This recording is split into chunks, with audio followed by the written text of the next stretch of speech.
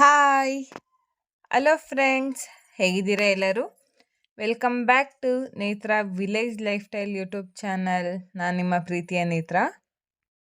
ಏನಪ್ಪ ಇವರು ಎಲ್ಲೋ ಹೋಗ್ತಾ ಇರೋದು ತೋರಿಸ್ತಾ ಇದ್ದೀರಾ ಅಂತನಾ? ಹೌದು, ಇವತ್ತು ತುಂಬ ಮಳೆ ಬರ್ತಾ ಇತ್ತು. ಆ್ಯಂಡ್ ಮಳೆಯಲ್ಲಿ ನಾನು, ನಮ್ಮ ಯಜಮಾನ್ರು, ನನ್ನ ಮಗಳು 3 ಜನ ಸಂಜೆ ಲಾಂಗ್ ಡ್ರೈವ್ ಅಂತ ಹೊರಟಿದ್ದೆ ಗುಬ್ಬಿಯಲ್ಲಿರೋ ನನ್ನ ಅಮ್ಮನ ಮನೆಗೆ. ಯಾಕಂದರೆ ನಾಳೆ ಬೆಳಗ್ಗೆಯಿಂದ ಯುಗಾದಿ ಹಬ್ಬ ಇತ್ತಲ್ಲ, ಅದಕ್ಕೋಸ್ಕರ ಹಬ್ಬಕ್ಕೋಸ್ಕರ ಮನೆ ಕರೆದಿದ್ರು. ಜಾತ್ರೆ ಎಲ್ಲ ಮುಗ್ದಿತ್ತಲ್ಲ, ಅದಕ್ಕೆ ಹಬ್ಬಕ್ಕೆ ಹೋಗೋಣ ಅಂತ ಹೊರಟಿದ್ದೋ. ಈಗ ಬೆಳಗ್ಗೆನೇ ಇದ್ದು ಬಾಗಿಲಿಗೆಲ್ಲ ನೀರು ಹಾಕ್ಕೊಂಡು ನಾನು ರಂಗೋಲಿ ಬಿಡ್ಸೋಣ ಅಂತ ಸ್ಟಾರ್ಟ್ ಮಾಡ್ಕೊಂಡಿದ್ದೀನಿ. ನನ್ನ ಮೈಂಡಲ್ಲಿ ನಾನು ಅಂದ್ಕೊಂಡಿದ್ದ ರಂಗೋಲಿ ಬಂದು ಇದು. ಆ್ಯಂಡ್ ಇದರ ಔಟ್ಪುಟ್ ನಾನು ಯಾವ ರೀತಿ ಬಿಡಿಸಿದ್ದೀನಿ ಅಂತ ತೋರಿಸ್ತೀನಿ ನೋಡಿ. ಆ್ಯಂಡ್ ಇದಕ್ಕೆ ಕಲರ್ ಇದ್ದಿದ್ರೆ ಸೇಮ್ ಅದೇ ಥರ ಲುಕ್ ಬಂದಿರೋದು ಚೆನ್ನಾಗಿರೋದು. ಬಟ್ ಕಲರ್ ಏನೋ ಇರಲಿಲ್ವಲ್ಲ, ಅದಕ್ಕೋಸ್ಕರ ಒಂದು ರ್ಯಾಂಡಮ್ ಆಗಿ ಬಿಡಿಸಿದ್ದೀನಿ. ಹೇಗಿದೆ ಅಂತ ಕಮೆಂಟ್ ಮಾಡಿ. ಆ್ಯಂಡ್ ಮೊದಲನೇದಾಗಿ ಎಲ್ಲರಿಗೂ ಯುಗಾದಿ ಹಬ್ಬದ ಆರ್ಥಿಕ ಶುಭಾಶಯಗಳು. ಈ ಯುಗದ ಹಾದಿ ಅಂತ ಹಬ್ಬದ ಹೆಸರಲ್ಲೇ ಇದೆ ಅಲ್ವಾ? ಈ ಯುಗದ ಹಾದಿಯಲ್ಲಿ ನೀವು ಅಂದ್ಕೊಂಡಿರೋ ಅಂಥ ಕೆಲಸಗಳಾಗ್ಬೋದು, ಮನಸ್ಸಿಗೆ ಸುಖ, ಶಾಂತಿ, ನೆಮ್ಮದಿ ಪ್ರತಿಯೊಂದು ಸಿಗಲಿ ಅಂತ ನಾನು ದೇವರಲ್ಲಿ ಪ್ರಾರ್ಥನೆ ಮಾಡ್ಕೊತಾ ಇದ್ದೀನಿ. ಯುಗಾದಿ ಹಬ್ಬದ ದಿನ ಮೇನ್ ಮಾಡಬೇಕಾಗಿರೋ ಕೆಲಸ ಏನು ಹೇಳಿ? ಎಣ್ಣೆ ಹಚ್ಕೊಳೋದಲ್ವ. ನಾನು ಎಣ್ಣೆ ಕಾಯಿಸೋ ಪದ್ಧತಿ ಬಂದು ಹೀಗೇ, ಹರಳೆಣ್ಣೆಗೆ ಬೇವಿನ ಸೊಪ್ಪು ಮತ್ತು ಅರಿಶಿನ ಹಾಕ್ಬಿಟ್ಟು ಕಾಯಿಸಿ ಅದು ಪೂರ್ತಿ ತಣ್ಣಗಾದ ಮೇಲೆ ಮನೇಲಿ ಪ್ರತಿಯೊಬ್ರಿಗೂ ಹಚ್ತಾ ಇದ್ದೀನಿ. ನನ್ನ ತಮ್ಮಂಗೆ ಅಮ್ಮನೇ ಹಚ್ಚಿದ್ರು, ನಮ್ಮ ಯಜಮಾನ್ರಿಗೆ ನಾನು ಹಚ್ತಾ ಇದ್ದೀನಿ. ನಮ್ಮ ಪಾಪುಗೂ ಹಚ್ಚಿದ್ರು. ನಮ್ಮ ಮಗಳು ಅಲ್ಲಿ ಇಲ್ಲಿ ಎಲ್ಲ ಓಡಾಡ್ಕೊಂಡು ಅರ್ಧ ಎಣ್ಣೆ ಹೊರಟೋಗ್ಬಿಟ್ಟಿತ್ತು. ಅದಕ್ಕೆ ಇನ್ನೊಂದು ರೌಂಡ್ ಹಚ್ಚೋಣ ಅಂತ ಹಚ್ಚುತ್ತಾ ಇದ್ದೆ. ನಮ್ಮ ಮಗಳು ಎಲ್ಲರಿಗೂ ಹಾಯ್ ಮಾಡ್ತಾ ಇದ್ದಾರೆ, ಹಾಯ್ ಮಾಡಿ. ಆ್ಯಂಡ್ ಇವತ್ತಿನ ನನ್ನ ಹಬ್ಬದ ದಿನದ ವ್ಲಾಗ್ ಆಗಿರುತ್ತೆ. ನಮ್ಮ ಮನೆಯಲ್ಲಿ ಯಾವ ರೀತಿಯಾಗಿ ನಾವು ಹಬ್ಬನ ಸೆಲೆಬ್ರೇಷನ್ ಮಾಡಿದು ಅಂತ ನಾನು ನಿಮಗೆ ಈ ವಿಡಿಯೋದಲ್ಲಿ ಪೂರ್ತಿಯಾಗಿ ತಿಳಿಸ್ಕೊಡ್ತೀನಿ. ಬನ್ನಿ ನೋಡೋಣ. ಏನಪ್ಪ ಇವರು ಹಬ್ಬದ ದಿನ ತೋರಿಸ್ತೀನಿ ಅಂದ್ಬಿಟ್ಟು ಏನೋ ನೀರೆಲ್ಲ ಕಾಯಿಸ್ತಾ ಇದ್ದಾರೆ ಅಂತನಾ? ಹೌದು. ಏನಕ್ಕೆ ಈ ಕೆಲಸ ಮಾಡ್ತಾ ಇದ್ದೀವಿ ಅಂದರೆ, ನಮ್ಮ ಮನೆಯಲ್ಲಿ ಹೇಳಿದ್ನಲ್ಲ, ಅಮ್ಮನ ಮನೆಗೆ ಬಂದಿದ್ದೀವಿ ಅಂತ. ಎಲ್ಲ ಕಡೆ ಮಳೆ ಬಿದ್ದು ನಮ್ಮ ಪಕ್ಕದೂರಲ್ಲಿ ಮರ ಬಿದ್ದೋಗಿ ಕರೆಂಟ್ ಇರಲಿಲ್ಲ. ಅದಕ್ಕೋಸ್ಕರ ಕರೆಂಟ್ ಇಲ್ದಲೆ ನಾವು ಏನೇನು ಫಜೀತಿ ಪಡ್ಕೊಂಡು ಹಬ್ಬ ಮಾಡಿದ್ದೀವಿ ಅಂತ ಗೊತ್ತಾ? ಬನ್ನಿ ಮುಂದೆ ತೋರಿಸ್ತೀನಿ. ಮೇನ್ ಪ್ರಾಬ್ಲಮ್ ಬಂದು ಫಸ್ಟ್ ಒನ್ನು ಗೀಝರ್. ಕರೆಂಟ್ ಇಲ್ಲ, ಗೀಝರ್ ಆನ್ ಆಗಲ್ಲ, ಬಿಸಿನೀರು ಬರಲ್ಲ. ಅದಕ್ಕೋಸ್ಕರ ಬಿಸಿನೀರಿಗೋಸ್ಕರ ಆ ವ್ಯವಸ್ಥೆ ಮಾಡ್ಕೊಂಡಿದ್ದೀವಿ. ನಾವಲ್ಲಿ ಬಿಸಿನೀರನ್ನೆಲ್ಲ ಕಾಯಿಸೋ ಅಷ್ಟರಲ್ಲಿ ಅಮ್ಮ ಇಲ್ಲಿ ಬೇಳೆ ಎಲ್ಲ ರೆಡಿ ಮಾಡಿಕೊಂಡು ಒಬ್ಬಟ್ಟಿಗೆ ತರಕಾರಿ ಎಲ್ಲ ಹಚ್ಕೊಂಡು ಪಲ್ಯಕ್ಕೆ ಕರೆಂಟ್ಗೋಸ್ಕರ ವೆಯ್ಟ್ ಮಾಡ್ತಾ ಇದ್ದಾರೆ. ಬಟ್ ಆದರೆ ಇವತ್ತು ಯಾಕೋ ನಮ್ಮ ಅದೃಷ್ಟನೋ ದುರಾದೃಷ್ಟ ಅಂತ ಏನು ಹೇಳೋಕ್ಕೋಗೋದಿಲ್ಲ, ಅದೃಷ್ಟನೋ ಅಥವಾ ಒಂದು ಹೊಸ ಪದ್ಧತಿಯನ್ನು ನಾವು ಫಾಲೋ ಮಾಡಲಿ ಅಂತ ಈ ಥರ ಆಗಿದೆಯೇನೋ ಗೊತ್ತಿಲ್ಲ. ಅದಕ್ಕೆ ಫಸ್ಟ್ ಬಂದು ಕರೆಂಟ್ ಹೇಗಿದ್ರು ಬರೋದು 12 ಗಂಟೆ ಮೇಲೆ ಅಂದರು. ಅದಕ್ಕೆ ಟಿಫನ್ಗೆ ರೆಡಿ ಮಾಡ್ಕೊಂಬಿಡೋಣ ಅಂತ ಬಂದು ಟಿಫನ್ ಬಂದು ಇವತ್ತು ನಾವು ಅವಲಕ್ಕಿನ ಮಾಡ್ಕೊಂಡಿದ್ದೋ. ಟಿಫನ್ಗೆ ಸಿಂಪಲ್ ಆಗಿರುತ್ತೆ, ಬೆಳಿಗ್ಗೆ ಬೇಗನೂ ಆಗುತ್ತೆ ಅಂತ ಅವಲಕ್ಕಿಗೆ ರೆಡಿ ಮಾಡ್ಕೊಂಡಿದ್ದೋ. ಅಮ್ಮ ಒಂದು ಕಡೆಯಿಂದ ಎಲ್ಲ ರೆಡಿ ಮಾಡಿಟ್ಟಿದ್ರಲ್ಲ, ಅದಕ್ಕೆ ನಮ್ಮ ಯಜಮಾನ್ರು ನಾವು ಎಲ್ಲ ಸೇರಿ ಒಂದು ಪ್ಲ್ಯಾನ್ ಮಾಡಿಕೊಂಡು, ಇನ್ನೇನು ಕರೆಂಟ್ ಬರೋದು 12 ಗಂಟೆ ಆದರೆ ನಾವೆಲ್ಲ ಮಾಡಿ ತಿಂದು ಹಬ್ಬ ಮಾಡಿ ದೇವಸ್ಥಾನಗಳಿಗೆಲ್ಲ ಹೋಗಿ ಬರೋ ಅಷ್ಟರಲ್ಲಿ ಇವತ್ತೆಲ್ಲ ಸಾಲಲ್ಲ ಅಂದ್ಬಿಟ್ಟು ನಾವು ಕೆಲಸ ಮಾಡಿದ್ದೆ. ನಮ್ಮ ಮನೇಲಿ ಒಳಕಲ್ಲಂತೂ ಇದೆ. ಬಟ್ ಆದರೆ ನಾವು ಡೈಲಿ ಅಂತಲ್ಲ, ವರ್ಷಕ್ಕೆ ಒಂದು ದಿನನೂ ಸಹ ನಾವು ಯೂಸ್ ಮಾಡಲ್ಲ. ಈ ಒಳಕಲ್ಲಲ್ಲಿ ಏನಿಲ್ಲ ಅಂದರೂ ಮುಂಚೆ ಒಂದು 2 ಸತಿ ರುಬ್ಬಿದ್ದೀವೇನೋ ಅಷ್ಟೇ.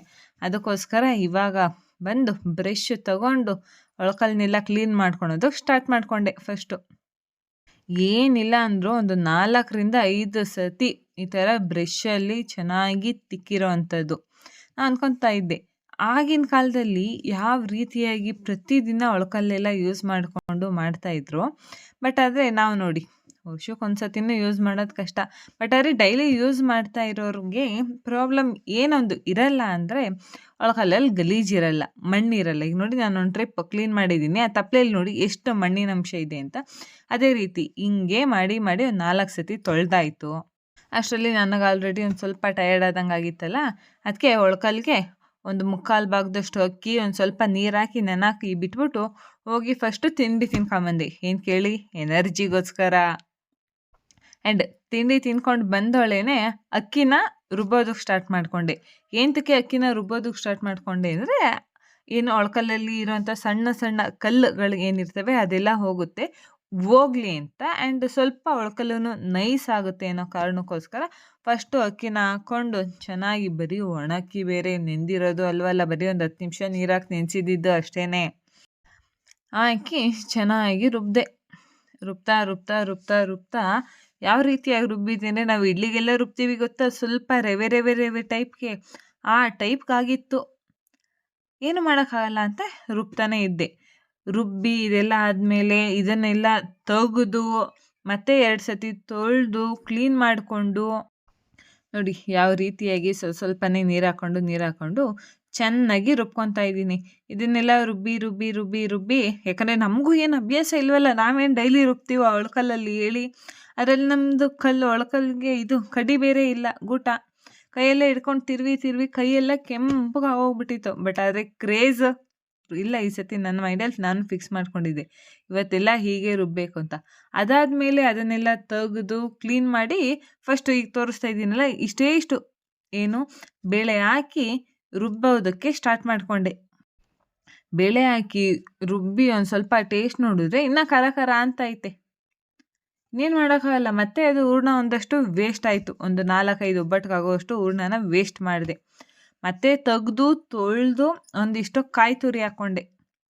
ಕಾಯಿ ತುರಿನೂ ಹಾಕ್ಕೊಂಡು ಕಾಯಿ ಪೂರ್ತಿ ಪೇಸ್ಟ್ ಆಗೋ ಥರ ಚೆನ್ನಾಗಿ ಒಳ್ಕಲ್ಲಲ್ಲಿ ರುಬ್ಕೊಂಡೆ. ಅದನ್ನೆಲ್ಲ ರುಬ್ಕೊಂಡಾದ್ಮೇಲೆ ಅದನ್ನೆಲ್ಲ ತೆಗೆದು ಮತ್ತೆ 2 ಸತಿ ತೊಳ್ಕೊಂಡು ಇವಾಗ ಹೂರ್ಣ ರುಬ್ಬಕ್ಕೆ ಸ್ಟಾರ್ಟ್ ಮಾಡ್ಕೊಂಡಿದ್ದೀನಿ ಒಬ್ಬಟ್ಟಿಗೆ. ಅದಕ್ಕೇ ಇದನ್ನು ಫಸ್ಟ್ ಒಂದು ಸ್ವಲ್ಪ ಹಾಕಿ ರುಬ್ಬಿ ಟೇಸ್ಟ್ ನೋಡಿದೆ. ಯಾಕಂದರೆ ಖರ ಅಂದರೆ ಇನ್ನು ಅಷ್ಟು ಒಬ್ಬಟ್ಟು ಪೂರ್ತಿ ವೇಸ್ಟ್ ಆಗುತ್ತಲ್ಲ, ಅದಕ್ಕೋಸ್ಕರ. ಇದೇ ಫಸ್ಟ್ ಟೈಮು. ಯಾರು ಬೈಕೊಂಬೇಡಿ, ಏನಪ್ಪ ಇವರು ದೇವ್ರಿಗೆಲ್ಲ ಎಡೆನೇ ಮಾಡಿಲ್ಲ ಏನಿಲ್ಲ, ಅಲ್ಲಿ ಹೂರ್ಣ ಎಲ್ಲ ಟೇಸ್ಟ್ ನೋಡಿದ್ದಾರೆ ಅಂತ. ಏನು ಮಾಡೋಕ್ಕಲ್ಲ, ನಮ್ಮ ಮನೇಲೂ ಪ್ರತಿ ಸತಿ ನಾವು ಟೇಸ್ಟ್ ನೋಡ್ದಲ್ಲೇ ಅಡುಗೆ ಮಾಡೋದು. ಬಟ್ ಅದೇ ಈ ಸತಿ ಒಳ್ಕಲ್ಲಲ್ಲಿ ರುಬ್ತಾ ಇರೋದ್ರಿಂದ ನಾವು ಯೂಸ್ ಮಾಡೋದೇ ಇಲ್ವಲ್ಲ ಒಳ್ಕಲ್ಲು, ಅದಕ್ಕೋಸ್ಕರ ಈ ಪರಿಸ್ಥಿತಿ ಮಾಡ್ಕೊಂಡಿದ್ದಾಗಿತ್ತು. ಆ್ಯಂಡ್ ಪೂರ್ತಿ ನೈಸಿಗೇನು ರುಬ್ಬಿರಲಿಲ್ಲ ನಾನು, ಒಂದು ಮೀಡಿಯಮ್ ಒಂದು 70% ಅಷ್ಟೇ ತರ್ತರಿಯಾಗಿ ರುಬ್ಕೊಂಡಿದ್ದೆ. ಇದನ್ನೆಲ್ಲ ರುಬ್ಬಿ ಕ್ಲೀನಾಗಿ ಒಳ್ಕಲ್ಲಿನಿಂದ ಹೂರ್ಣ ಎಲ್ಲ ತಕ್ಕೊತಾ ಇದ್ದೀನಿ. ನೋಡಿ, ಪ್ರತಿಯೊಂದು ಸ್ವಲ್ಪ ಎಲ್ಲ ತಕ್ಕೊಂಡಾದ್ಮೇಲೆ ನೋಡಿ, ನಮ್ಮ ಮನೇಲಿ ಏನು ನಾವು ಜಾಸ್ತಿ ಒಬ್ಬಟ್ಟು ಮಾಡೋದಿಲ್ಲ.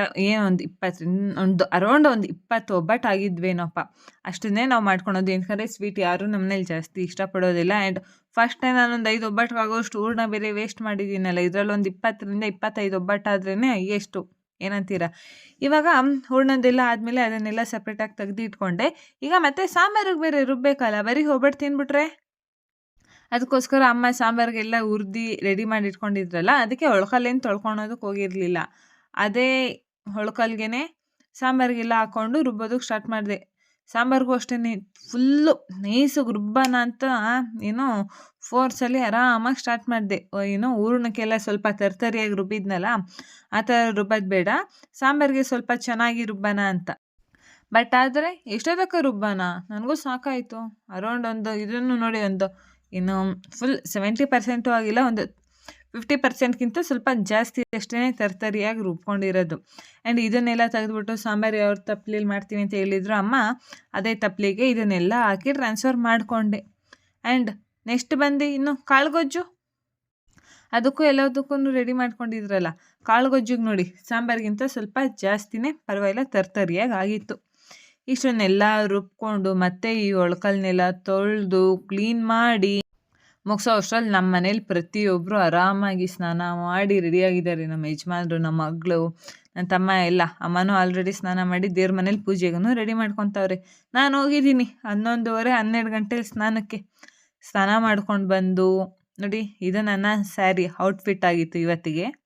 ಆ್ಯಂಡ್ ಅದ್ರ ಜೊತೇಲಿ ಸ್ವಲ್ಪ ಅಮ್ಮ, ತಮ್ಮ ಅವರು ಎಲ್ಲರೂ ಸೇರಿಕೊಂಡು ಅಡುಗೆ ಒಬ್ಬಟ್ಗೂ ಎಲ್ಲ ರೆಡಿ ಮಾಡ್ಕೊತಾ ಇದ್ರು. ಅಮ್ಮ ಆಲ್ರೆಡಿ ಪೂಜೆನೂ ಮುಗಿಸಿದ್ರು.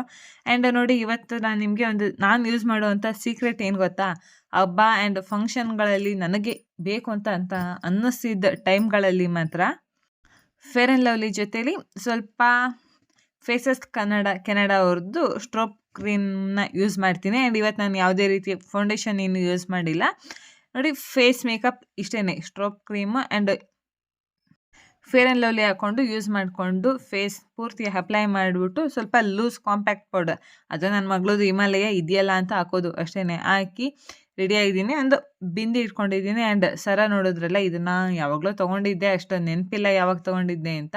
ಆ್ಯಂಡ್ ಇಯರಿಂಗ್ಸ್ ಬಂದೂ ಅಷ್ಟೇ ಇವಾಗ ಎಲ್ಲೋ ತುಮಕೂರ್ಗೆ ಹೋದಾಗ ತೊಗೊಂಡಿದ್ದೆ ಅನಿಸುತ್ತೆ, ಬಟ್ ಈಗಲ್ಲ ಅರೌಂಡ್ ಒಂದು 6 ಮಂತ್ಸ್ ಬ್ಯಾಕು ತಗೊಂಡು ನಾನು ರೆಡಿ ಆಗ್ತಾ ಇದ್ದೆ.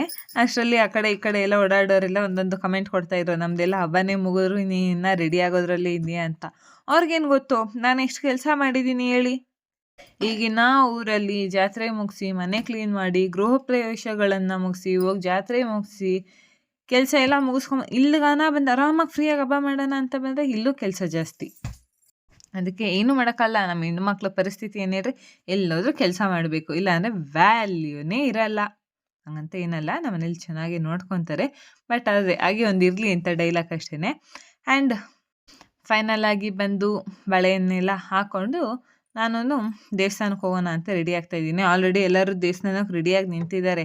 ಅಮ್ಮ ನಾನೇನು ಬರಲ್ಲ, ನಮ್ಮ ಮಗಳು ಮಲಗಿದ್ರು ಅದಕ್ಕೋಸ್ಕರ. ಆ್ಯಂಡ್ ಈ ಗ್ಯಾಪಲ್ಲಿ ನಾನು ನನ್ನ ಮಗಳನ್ನೂ ರೆಡಿ ಮಾಡಿದ್ದೀನಿ ಈ ಸತಿ ತುಂಬ ಸ್ಪೆಷಲ್ಲಾಗಿ.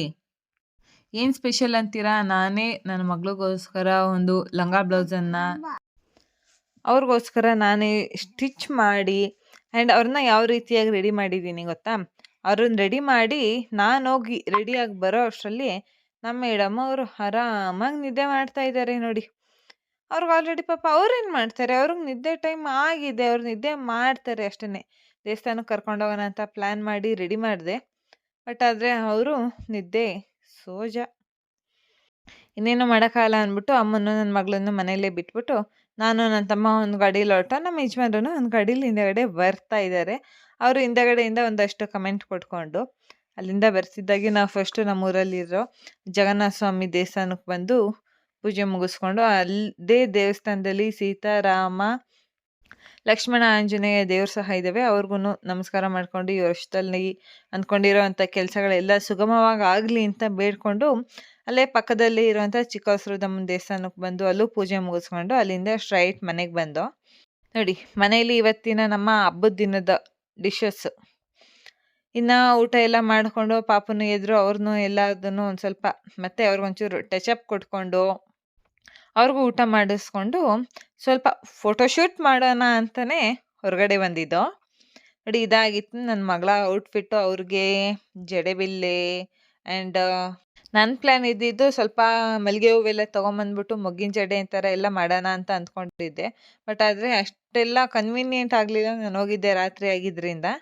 ಫೋಟೋಶೂಟ್ ಎಲ್ಲ ಮುಗಿಸ್ಕೊಂಡು ಮನೆಗೆ ಬಂದಿರೋ ಅಷ್ಟೊತ್ತಿಗೆ ಸಂಜೆ ಆಗಿತ್ತಲ್ಲ. ಬನ್ನಿ ಇನ್ಸ್ಟೆಂಟಾಗಿ ಕಬ್ಬಿಲ್ದಲೆ ಕಬ್ನಲ್ಲಿ ಯಾವ ರೀತಿ ಮಾಡೋದು ಅಂತ ತೋರಿಸ್ತೀನಿ. ಯಾಕಂದರೆ ಹಬ್ಬದ ದಿನ ಸ್ವಲ್ಪ ಜ್ಯೂಸ್ ಕುಡಿಬೇಕು ಅಂತ ಅನ್ನಿಸ್ತು ಅಂತ ಮಾಡಿದ್ದೆ, ಅದಕ್ಕೋಸ್ಕರ. ತುಂಬ ಚೆನ್ನಾಗಿತ್ತು. ಏನು ಅರೌಂಡ್ ಒಂದು 70% 80% ಕಬ್ನಾಲ್ ಜ್ಯೂಸ್ನೇ ಕುಡ್ದಿರೋ ಅಷ್ಟೇ ಸ್ಯಾಟಿಸ್ಫ್ಯಾಕ್ಷನ್ ಅಂತೂ ಆಯಿತು. ಬೇಕಾಗಿರೋ ಇಂಗ್ರೀಡಿಯೆಂಟ್ಸ್ ಬಂದು ನಿಮಗೆ ಸ್ವೀಟ್ ಕ್ವಾಂಟಿಟಿ ಎಷ್ಟು ಬೇಕೋ ಅಷ್ಟು ಬೆಲ್ಲ ಆ್ಯಂಡ್ ಐಸ್ ಕ್ಯೂಬ್ಸ್ ಒಂದು ಸ್ವಲ್ಪ ಜಾಸ್ತಿ ಇದ್ರೂ ನಡೀತೈತೆ, ನೋ ಪ್ರಾಬ್ಲಮ್. ನಮ್ಮ ಮನೆಯಲ್ಲೇ ಬೆಳೆದಿರೋವಂಥ ಶುಂಠಿ, ಪುದೀನ ಆ್ಯಂಡ್ ನಿಂಬೆಹಣ್ಣು ನಾವು ಬೆಳೆದಿಲ್ಲ ಆಯಿತಾ, ಇನ್ನು ಬಿಡ್ತಾ ಇಲ್ಲ ನಮ್ಮ ಗಿಡದಲ್ಲಿ ಒಂದು ನಿಂಬೆಹಣ್ಣು. ಈಗ ಮಿಕ್ಸರ್ ಜಾರ್ಗೆ ಬೆಲ್ಲ, ಐಸ್ ಕ್ಯೂಬು ಮತ್ತು ನಾವು ಕಟ್ ಮಾಡಿ ಇಟ್ಕೊಂಡಿರೋವಂಥ ಶುಂಠಿ ಆ್ಯಂಡ್ ಒಂದು ಇಡಿಯಷ್ಟು ಪುದೀನನ ಹಾಕ್ಬಿಟ್ಟು ಒಂದು ನಿಂಬೆಹಣ್ಣು ಪೂರ್ತಿ ಬೀಜ ತೆಗೆದು ಆ್ಯಡ್ ಮಾಡ್ಕೊಂಡಿದ್ದೀವಿ ರಸನ. ಆ್ಯಂಡ್ ಇದಕ್ಕೆ ಬಂದು ಒಂದು ಐಸ್ ವಾಟರೇನೆ ಒಂದು ಅರ್ಧ ಮತ್ತು 1 ಲೋಟದಷ್ಟು ಐಸ್ ವಾಟರ್ನ ಆ್ಯಡ್ ಮಾಡ್ಕೊಂಡಿದ್ದೀವಿ. ಇದನ್ನು ಕ್ಲೀನಾಗಿ ಪೇಸ್ಟ್ ಆಗೋ ರೀತಿ ಗ್ರೈಂಡ್ ಮಾಡ್ಕೊಳ್ಳೋಣ, ಚೆನ್ನಾಗಿ ಜ್ಯೂಸ್ ಎಲ್ಲ ಬರೋ ರೀತಿಯಾಗಿ.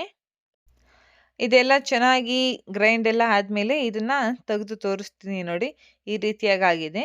ಇವಾಗ ಅದನ್ನು ನಾವು ಫಿಲ್ಟರ್ ಮಾಡ್ಕೊಂಬಿಡೋಣ ಒಂದು ತಪ್ಪಲೆಗೆ. ಯಾಕಂದರೆ ಅದೆಲ್ಲ ಮೇಲ್ಗಡೆ ಆಗೇ ಇರುತ್ತಲ್ಲ, ಕುಡಿಯೋದಕ್ಕಾಗಲ್ಲ ಅಂತ. ನೋಡಿ ಸ್ವಲ್ಪ ಬೆಲ್ಲ ಇನ್ನೂ ಗ್ರೈಂಡ್ ಆಗಿಲ್ಲ, ಓಕೆ ನೋ ಪ್ರಾಬ್ಲಮ್. ಚೆನ್ನಾಗಿ ಫಿಲ್ಟರ್ ಮಾಡ್ಕೊಂಡಾದ್ಮೇಲೆ ನಮ್ಮ ಮನೇಲಿ ಸಬ್ಜಾ ಸೀಡ್ಸ್ ಇತ್ತು ಅಂದ್ಬಿಟ್ಟು ನಾನು ಮಧ್ಯಾಹ್ನ ನೆನಾಕ್ಬಿಟ್ಟು ಬಿಟ್ಟಿದ್ದೆ. ಸಬ್ಜಾ ಸೀಡ್ಸ್ನ ಸ್ವಲ್ಪ ಗ್ಲಾಸ್ ಲೋಟಕ್ಕೆ ಹಾಕೊಂಬಿಟ್ಟು ನಾವೇನು ಕಬ್ನಾಲ್ ಜ್ಯೂಸ್ನ ಮಾಡ್ಕೊಂಡಿದ್ದೀವಿ ಅದನ್ನು ಹಾಕ್ಕೊಂಡು ಆ್ಯಂಡ್ ಅದ್ರ ಮೇಲೂ ಸ್ವಲ್ಪ ಗಾರ್ನಿಷ್ಗೋಸ್ಕರ ಸಬ್ಜಾ ಸೀಡ್ಸ್ನ ಹಾಕ್ಕೊತಾ ಇದ್ದೀನಿ ಅಷ್ಟೇ. ಸಬ್ಜಾ ಸೀಡ್ಸನ್ನು ಈ ಬೇಸಿಗೆಯಲ್ಲಿ ಒಂದು ಸ್ವಲ್ಪ ಜಾಸ್ತಿ ಕ್ವಾಂಟಿಟಿಯಲ್ಲಿ ಡೈಲಿ ಬೇಸಿಸ್ ಮೇಲೆ ಯೂಸ್ ಮಾಡೋದ್ರಿಂದ ದೇಹ ಸ್ವಲ್ಪ ತಂಪಾಗಿರುತ್ತೆ ಆ್ಯಂಡ್ ಹೀಟು ಸಹ ಜಾಸ್ತಿ ಆಗೋದಿಲ್ಲ ಅನ್ನೋ ಕಾರಣಕ್ಕೆ ನಾವು ನೀರು ಕುಡಿಯುವಾಗಲೂ ಅಷ್ಟೇ ಒಂದು ಬಾಟಲ್ಗೆ ಸಬ್ಜಾ ಸೀಡ್ಸ್ನ ಹಾಕ್ಬಿಟ್ಟು ನೆನಾಕಿ ಬಿಟ್ಟು ಕ್ಯಾಶುಯಲಾಗಿ ನೀರು ಕುಡಿಯುವಾಗೆಲ್ಲ ಅದನ್ನು ಸಹ ನಮ್ಮ ದೇಹಕ್ಕೆ ಸೇರ್ಕೊಳ್ಳುತ್ತೆ ಅನ್ನೋ ಕಾರಣಕ್ಕೋಸ್ಕರ. ಆ್ಯಂಡ್ ಮನೇಲಿ ಎಲ್ಲರೂ ಕುಡಿದ್ರು ಟೇಸ್ಟು ಸಹ ತುಂಬ ಚೆನ್ನಾಗಿ ಬಂದಿತ್ತು. ಆ್ಯಂಡ್ ನೀವು ಅದನ್ನು ಟ್ರೈ ಮಾಡಿ ಹೇಗಿತ್ತು ಅಂತ ಕಮೆಂಟ್ ಮಾಡಿ. ಆ್ಯಂಡ್ ಸಂಜೆ ಆದಮೇಲೆ ಹೋಗಿ ಕ್ಲೀನಾಗಿ ಮುಖ ತೊಳ್ಕೊಂಬಂದು ಮತ್ತೆ ಇನ್ನೊಂದು ರೌಂಡು ಮನೇಲಿ ಪೂಜೆ ಎಲ್ಲ ಮಾಡ್ಕೊಬೇಕಿತ್ತಲ್ಲ, ಅದಕ್ಕೋಸ್ಕರ ಪೂಜೆ ಮಾಡೋಣ ಅಂತ ಅನ್ಕೊತಾ ಇದ್ದೆ. ನಾನು ಇಷ್ಟೆಲ್ಲ ಕೆಲಸ ಜ್ಯೂಸ್ ಎಲ್ಲ ಮಾಡಿ ಮುಗಿಸ್ಕೊಂಡು ಕುಡಿದು ಹೋಗಿ ಬರೋ ಅಷ್ಟರಲ್ಲಿ ನಮ್ಮಮ್ಮ ಆಲ್ರೆಡಿ ಹೋಗಿ ಪೂಜೆ ಮುಗಿಸ್ಕೊಂಡಿದ್ರು. ಅದಕ್ಕೆ ನಾನು ಹೋಗಿ ಇವಾಗ ಮುಖ ತೊಳ್ಕೊಂಬಂದು ರೆಡಿಯಾಗಿ ದೇವ್ರಿಗೆ ಹೋಗ್ಬಿಟ್ಟು ಅಮ್ಮ ತಾಯಿ ಕಾಪಾಡಮ್ಮ ಅಂತ ದೇವ್ರ ಮನೆಗೆ ಹೋಗ್ಬಿಟ್ಟು ಕೈ ಮುಕ್ಕೊಂಡು ಬಂದೆ. ಇನ್ನು ದೇವ್ರ ಪೂಜೆ ಎಲ್ಲ ಮುಗಿಸ್ಕೊಂಡು ಬಂದಾದ್ಮೇಲೆ ನಮ್ಮ ಮಗ್ಳನ್ನ ಇವತ್ತು ಇಷ್ಟೆಲ್ಲ ರೆಡಿ ಮಾಡಿದ್ದೀನಿ, ಇನ್ನು ಅವ್ರು ನನ್ನನ್ನು ರೋಸ್ದಲ್ಲೇ ಬಿಡ್ತಾರಾ? ಒಂದೆರಡು ಫೋಟೋ ಇನ್ನೂ ವಾಟ್ಸಪ್ಪಲ್ಲೂ ಸಹ ನಾನು ಹಾಕಿರಲಿಲ್ಲ. ಬಟ್ ಆಲ್ರೆಡಿ ಅಷ್ಟಕ್ಕೇ ನನ್ನನ್ನು ರೋಸಕ್ಕೆ ಸ್ಟಾರ್ಟ್ ಮಾಡಿದರು. ಅದಕ್ಕೆ ಮೇನ್ ಏನು ಹೇಳ್ರಿ, ಸಂಜೆ ಆಗ್ತಿದ್ದಂಗೆ ದೃಷ್ಟಿ ತೆಗಿಬೇಕು. ಸಂಜೆ ಆಗಿತ್ತು, ಸಂಜೆ ಆಲ್ರೆಡಿ 6:30 ಆಗ್ತಾಯಿತ್ತು. ಅದಕ್ಕೋಸ್ಕರ ನೀರಿಗೆ ಸ್ವಲ್ಪ ಅರಿಶಿನ ಮತ್ತು ಸುಣ್ಣ ಹಾಕ್ಬಿಟ್ಟು ಕೆಂಪು ನೀರು ರೆಡಿ ಮಾಡ್ಕೊತಾ ಇದ್ದೆ. ಅಲ್ಲಿ ಈಚೆಗಡೆ ಅಮ್ಮ 3 ಕಣ್ಣಿನ ಚುಪ್ಪು ತೊಗೊಂಡು ಅದನ್ನು ದೃಷ್ಟಿ ತೆಗೆದು ಕೆಂಡ ಮಾಡ್ಕೊಂಬರೋದಕ್ಕೆ ಹೋಗಿದ್ರು. ಅದಕ್ಕೆ 3 ಕಣ್ಣಿನ ಚುಪ್ಪು ಇದನ್ನ ಎಲ್ಲ ಸೇರಿಸಿ ದೃಷ್ಟಿ ತಗೊಳ್ಳೋಣ ಅಂತ ರೆಡಿ ಮಾಡ್ಕೊತಾ ಇದ್ದೆ. ಆ್ಯಂಡ್ ಮೋರ್ ಓವರ್ ಇದು ಬಂದು ನನ್ನ ಯುಗಾದಿ ಹಬ್ಬದ ದಿನದ ವ್ಲಾಗ್ ಆಗಿತ್ತು. ಹೇಗೆ ಅನ್ನಿಸ್ತು ಅಂತ ಕಮೆಂಟ್ ಮಾಡಿ. ಆ್ಯಂಡ್ ನಿಮ್ಮ ಮನೇಲೆಲ್ಲ ಹೇಗಿತ್ತು ಹಬ್ಬದ ಸೆಲೆಬ್ರೇಷನ್ ಅಂತ ನಮಗೂ ತಿಳಿಸ್ಕೊಡಿ. ಆ್ಯಂಡ್ ಯಾರಿನ್ನ ನನ್ನ ಚಾನಲ್ನ ಸಬ್ಸ್ಕ್ರೈಬ್ ಮಾಡ್ದಲ್ಲೇ ನೋಡ್ತಾ ಇದ್ದೀರಾ, ಪ್ಲೀಸ್ ಸಬ್ಸ್ಕ್ರೈಬ್ ಮಾಡಿ. Thank you for watching.